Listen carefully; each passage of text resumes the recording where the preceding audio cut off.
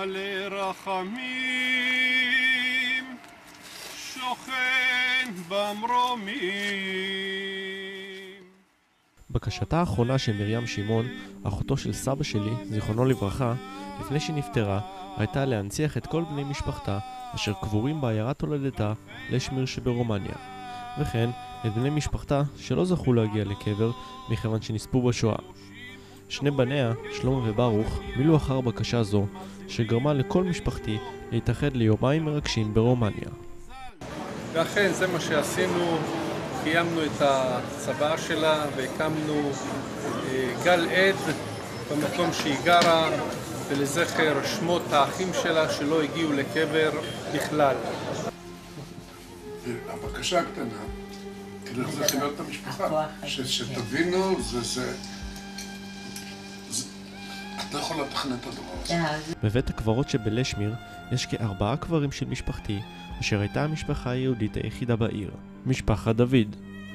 על מצבות אלו לא היה ניתן לזהות מה כתוב ולמי הן שייכות.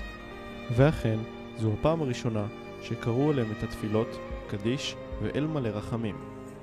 גדל והתקדש שמי רבה. זה בית הקברות היהודי של הכפר, החלק הזה של השביל.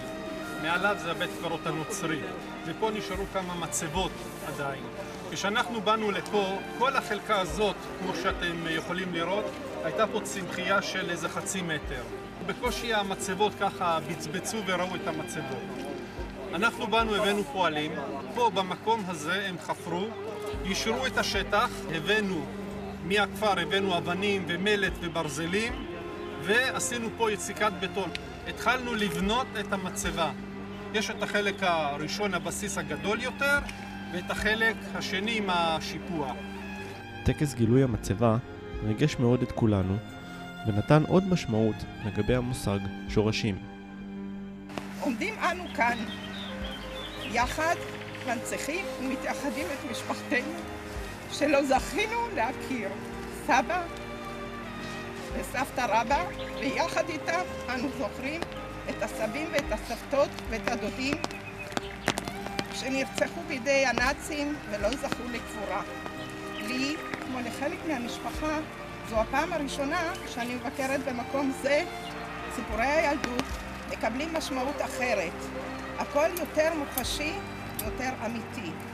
ולסיום, בהזדמנות זו, נותנת אני את הבטחתי להמשיך לספר לילדיי ולנכדיי את סיפור משפחתי, ובעזרת השם להביאם למקום חשוב זה. עבורי, השביל החיים שלי מתחיל כאן. במהלך שהותם ברומניה, ראו שלמה וברוך כי בעיירה סופלקו דה ברקאו, היכן שעמד בית הכנסת, עומדת אנדרטה לזכר הרוגי העיירה שנהרגו בשתי מלחמות העולם. אנדרטה זו לא הנציחה כראוי את הנספים, והם החליטו לחדש אותה בצורה ראויה, ושתנציח גם את 107 יהודי הכפר אשר נספו בשואה. ברוך ואני הרכבנו על אנדרטה שהייתה קיימת לוחות חדשים נוספים. בית הכנסת נחרב, היה באמת במצב גרוע מאוד, פינו אותו ובנו פארק קטן לילדים. מה שהיה כתוב שם, בבסיס האנדרטה הזאת, היה כתוב לזכר גיבורי הכפר שנפלו בשתי מלחמות העולם. וזה כתוב ברומנית, עברית, בולגרית וסלובקית. על האנדרטה הוספו לוחות גרנית עם איור של בית הכנסת כפי שהוא היה בעבר. הפך את זה לאיור שהרבה יותר קל לחרות על הגרנית. התמונה של בית הכנסת חרוטה על הגרנית, וכתוב במקום זה שבו פעם עמד בית הכנסת של הכפר. אנו זוכרים את 107 אנשים, נשים וטף, שנרצחו בידי הנאצים ועוזריהם. היה מאוד חשוב לכתוב להם עוזריהם. רצף האירועים, המפגש המשפחתי והחזרה לשורשים ריגשו מאוד את כולנו, במיוחד את הדור הצעיר של המשפחה, דור ההמשך. אני יכולה להגיד שלי היו יומיים מאוד מאוד משמעותיים. גם למדתי הרבה על המשפחה, ואני חושבת שזכיתי לבוא לטיול כזה, בתור הדור הצעיר אני יכולה להביא לפה גם את כל הדורות הבאים, ואני אשמח להביא אותם לפה עכשיו שאני יודעת איפה זה. כל הטיול הזה הייתה חוויה, עם כל הטקסים, עם כל הדברים, מאוד מאוד נהניתי. בעבורי, צוואתה של מרים גרמה לי להכיר יותר טוב את משפחתי מצד אבי, ולהבין איפה הכל התחיל.